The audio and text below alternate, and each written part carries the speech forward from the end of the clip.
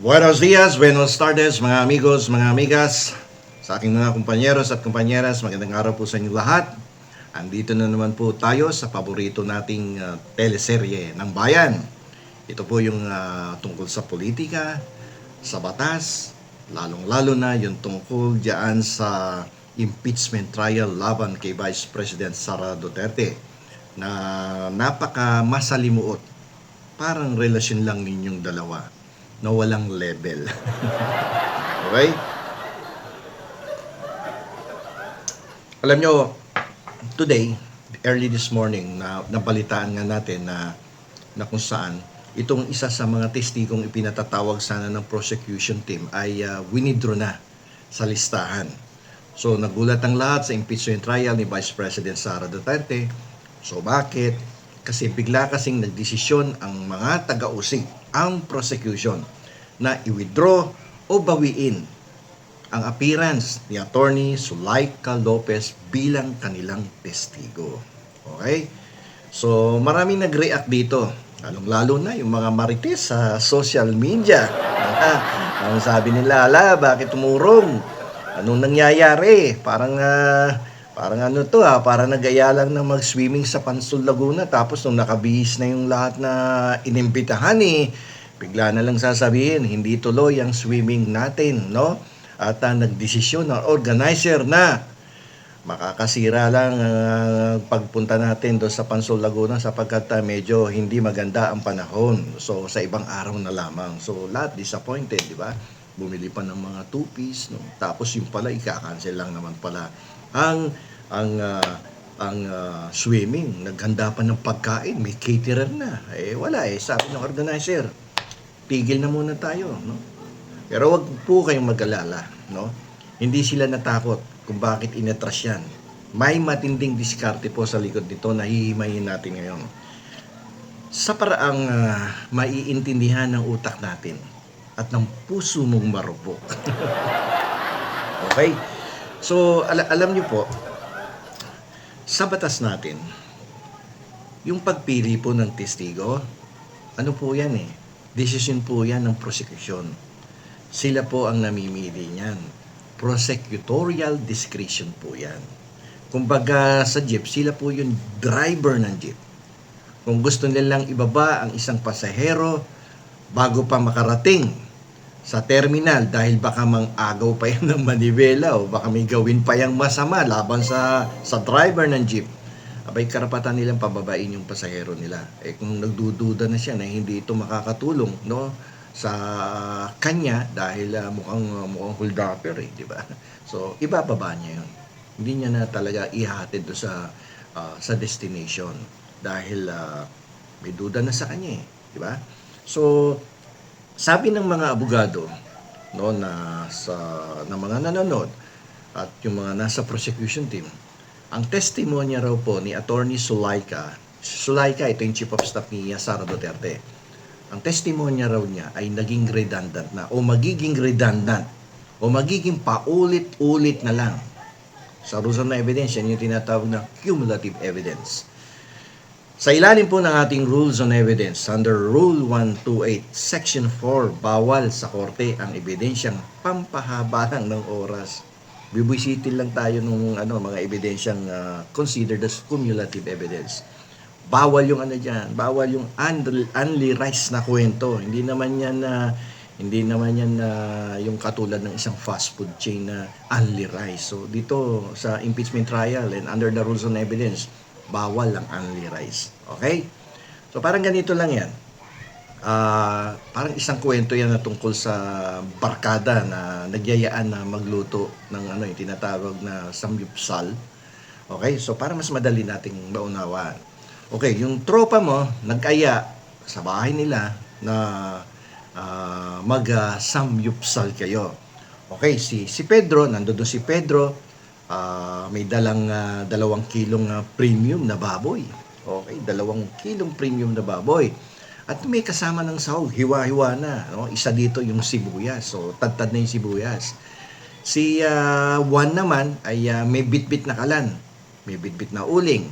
At iba pang materyales. No? Para mailuto yung premium na baboy at maigisa din o maisahog yung mga ingredients. May karni na, may kalan ka na, so pwede nang iluto, pwede nang kumain. Mabubusog kayo sigurado dahil kompleto Ricardo eh.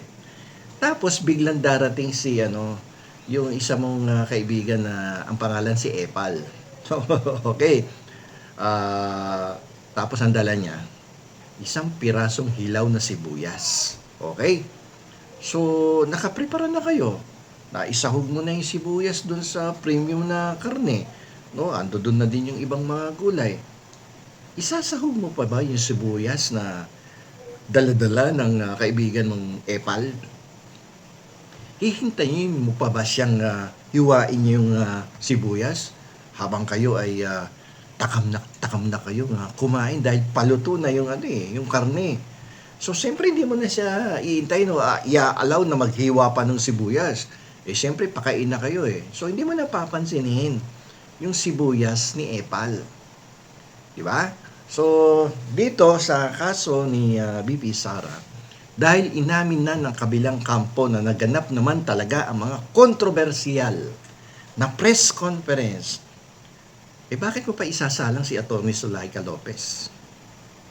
Para lang sabihin niya, opo, nandun nga po kami. Opo, narinig ko po. Alam naman ng lahat ng tao. So, alam niyo yung sibuyas, pampaluha lang yan sa mata sa puntong ito. So, i-withdraw ang sibuyas. Buhay niyo ba yung analogy? Sana tama yung analogy ko. Okay, so, alam niyo po kasi, kaya ganyan na withdraw. Hostile witness kasi ang category ni Atty. Zulaika Lopez. No? So, ibig sabihin, hostile witness, ang interest niyan is adverse o kontra ang interest niyan doon sa nagpatawag na prosecution, no?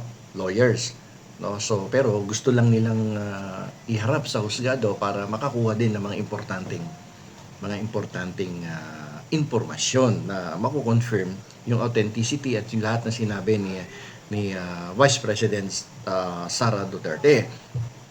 So ayon po sa Rules of Court, doon nga sa Rule 132, Section 12, ang testigo po ay pwedeng ideklarang hostile. Pag sinabing hostile, kalaban, no? Kalaban yan kung halatang kampi siya sa kabila o may galit sa nagpatawag sa kanya. Kapag diniklara siyang hostile, pwede mo na siyang tanungin gamit ang mga leading questions. Ito yung mga tanong na may kasama ng sagot. Parang katulad nung sa sa nanay mo, no? Yung kabataan natin, no? Na kapag galit na yan, no? Hindi ka pa umuwi doon sa tamang oras na pag-uwi. Pagpasok mo sa pinto, sasabihin ng nanay mo, kasama mo na naman yung mga barkada mo? Nag-inuman na naman kayo kanina? Tagsasama ka dyan sa mga barkada mo, mga walang kwentang bata yan, masamang impluwensya yan para sa'yo. Nasisirang yung pag-aaral. Di ba?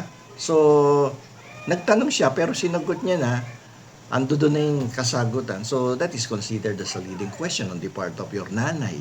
No? Pero bakit napakalaking sugal nito? Dahil si Atty. Lopez ay matapat na tauhan ng Office of the Vice President.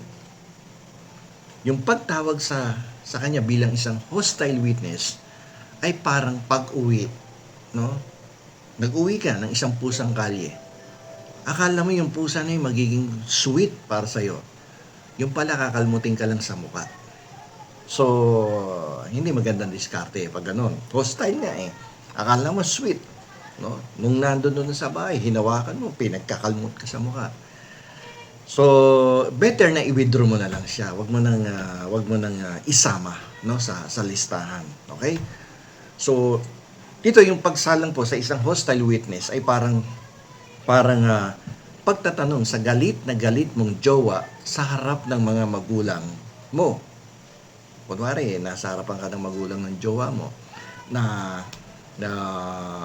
habang sinusubukan mo kasi nagkagalit ka ng jowa mo, nasa harapan ng magulang niya, sinusubukan mo makipagbalikan sa kanya, akala mo sasagot ng maganda sa harapan kasi ng magulang para hindi ka bastusin. Ang assumption mo, sasagot siya ng pabor sa'yo. So, tinanong mo siya sa harap ng magulang, ano ba? O honey, mahal mo pa ba ako? So, ang inaasahan mo sasabihin niya, syempre naman, mahal kita. Diba? Yun ang assumption mo. Dahil kaharap yung magulang. Pero dahil galit sa sayo, ang isasagot niya sa harapan ng magulang niya ay hindi, galit eh. No? At katunayan, sasabihin niya, ikaw ang sumira sa buhay ko. Pati mga pangarap ko at napakapangit ang ugali mo. Galit na siya sa'yo eh. Di ba? Ayaw niya na sa'yo. So definitely, yan ang isasagot niya sa harapan ng magulang mo. Na kung saan inaasahan mo, sasabihin niya, mahal pa rin kita. Pero iba ang narinig mo. Kasi adverse na eh. Sa'yo yung jowa mo. Okay? So supalpal ka ngayon sa harap ng pamilya niya. Napahiya ka na, nasira pa yung plano mo. Okay? So kaya bago pa makahawak ng mic ang jowa mo, mas mabuting hilahin mo na yung braso niya at sabihin sa mga magulang niya, okay na po pala, mami, daddy. Nakita ko naman po sa Facebook status niya na okay na kami. Salamat na lang po. At sabay takbo. Ganyan ang style doon. So, actually, yung binigay ko na example na yan, yan po ang ginawa ng prosecution. Kung isinalang nila o kung isasalang nila si Attorney Zulaika Lopez na chief of staff yan ni Vice President Sara Duterte. Baka imbis na makakuha sila ng ebidensya laban kay BP Sara, ay bigla nitong ilahad sa korte ang lahat ng magagandang proyekto ng Office of the Vice President. Baka pwede nga miski hindi nagawa yung proyekto, pwede niya din sabihin yun. Kasi po protection niya yung niya eh, yung kanyang bossing, di ba? Boss niya yun eh, ang loyalty niya nandoon. Di lalabas niyan parang ikaw pa nag-endorso sa kanila gamit ang sarili mong oras. So if I were on the part of the prosecution team, I would definitely withdraw that witness kasi yung hihingin mong informasyon galing sa kanya, nakuha mo doon sa earlier witnesses na present mo na sa husgado. So ipipresent mo pa siya tapos the same ang purpose and objective na makukuha mo informasyon sa kanya, di bali na lang. Redundant na. Parang surplus na yan. So, wag mo nang kuhanin. I-withdraw mo na. So, allowed naman yan under the rules on evidence ng rules of court. So, pag ganon, ano yung nagiging impact niyan? Ano yung magiging epekto? So, for sure, malaki ang epekto ng plot twist na ito sa takbo ng kaso. Malaki ang impact niyan. Okay? So, dahil tinanggal si Attorney Zulaika Lopez, ano mangyayari? Wala nang cross-examination na magaganap mula sa depensa. Kasi di ba, mauuna direct examination kung harap si Zulaika. Pagkatapos ng direct, pasok, cross-examination. So, yung defense lawyers will no longer be able to conduct cross-examination. Yung magaganap mula sa depensa. So, nabawasan ang oras ng paglilitis at iniiwasan kasi nila ng prosecution ang tinatawag na trial by antok o yung makatulog ng mga senador sa haba ng proseso.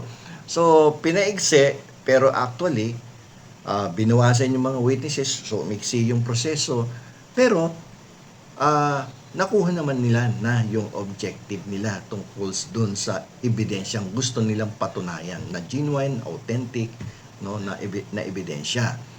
So dito, hindi nabigyan ng pagkakataon ang mga abogado ni Vice President Sara Duterte na gamitin si Attorney Zulaika para magpasok ng mga kwentong papabor kay Vice President. Okay? Nilimitahan ng prosecution ang laro sa sarili nilang court. Sabi nila, bola namin to. Kami lang ang pwedeng sumipa, hindi kayo. So kami may hawak ng bola. So parang ganun yan kasi prosecution yan eh. Sila nagko-control. Sabi ko nga kanina, sila may hawak ng manibela. Sila may hawak ng bola. Okay? So dito nagulat at medyo nairita ang kabilang kampo. For sure nairita yan. Kasi may pinlano na yan eh, yung defense eh. 2 araw na si Zulaika doon sa Senado, nagpa-catering na nga, di ba? Kasi parang ganito yan. Nag-review na sila, magdamag para sa exam. Parang ganyan. Pagdating sa classroom, sabi ng teacher, Sulat nyo na lang ang pangalan nyo dun sa papel, tapos ipasa nyo ng lahat yan. Nakakagigil yung ganun na eksena, di ba? Pero wala kang magagawa. Sabi ni teacher wala nang exam. No? Pasado na kayong lahat. Sulat mo na lang yung pangalan mo sa pad paper. And then, ipasa nyo na. So, paano yung nag-aral mabuti? Magagalit yun. May iinis yun. Magdamag, ako nagpuyat para mag-aral, tapos ganyan lang ang gagawin ni teacher. Di ba? Yung parang ganun ang depensa ngayon. Ganito yan. Sa pag-ibig at sa batas. Hindi totoo ang the more the merrier. Minsan kapag mas madaming salita, mas madaming butas na pwedeng makita ang kalaban. Diba? May isang senador na namayapa na sabi niya, less talk, less mistake. Kaya yun na sinusunod ni Senator Lito Lapid. Nakikinig lang yan, hindi yan nagsasalita. Less talk, less mistake. Okay, yung pagbawi kay Zulaika Lopez, hindi karubagan yun. Kundi isang tactical move yan. Napatunayan na ng mga naunang testigo at dokumento ang kailangang patunayan. Nakuha na nila yung gusto nilang makuha. Bakit ka pa kukuha ng saksi na baka sunugin lang ang sarili mong bahay? So, iiwas ka siyempre doon. So, anong taktika gagawin mo? Withdraw mo yan. Yung mga witness na hindi na kailangan, tanggalin na yan. Bakit? Nakuha na natin yung gusto natin na makuha, na magpapalakas sa kaso natin. So, kung sapat na yung ebidensya na hindi kanya mahal, gaya ng mga Zinzone at napakalamig na reply sa text message sa'yo, huwag mo nang piliting tanungin ang best friend niyang galit sa'yo. Baka masaktan ka lang kapag nalaman mo meron na siyang iba. Okay? So, marami pong salamat sa inyong pakikinig at magandang gabi po sa inyong lahat. Ito po si Atty. Remedios.